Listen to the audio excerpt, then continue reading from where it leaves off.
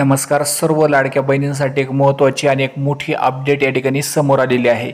सध्या जर बघितलं तर जे आहे महिला आणि बालविकास मंत्री आदिती तटकरे यांनी एक मोठं विधान या ठिकाणी केलेलं आहे. त्याचप्रमाणे एक 16 हप्त्याची सुद्धा एक अपडेट समोर आलेली आहे.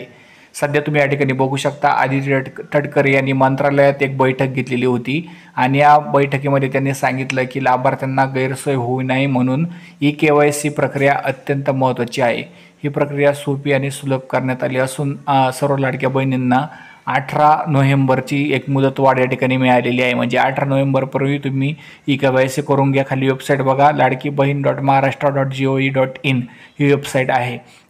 यामध्ये जर बघितलं तर जे आहे मोठ्या प्रमाणात व्यवहार आणि गैरसोय होऊ नये म्हणून ही अपडेट करण्यात आलेली आहे. त्याचप्रमाणे जून 2025 पर्यंत लाभार्थ्यांची संख्या 9% घटलेली आहे. पुढचा हप्ता जो आहे तो एक 4 ते 5 दिवसांनी या ठिकाणी म्हणजे 4 नोव्हेंबरपर्यंत मिळू शकतो.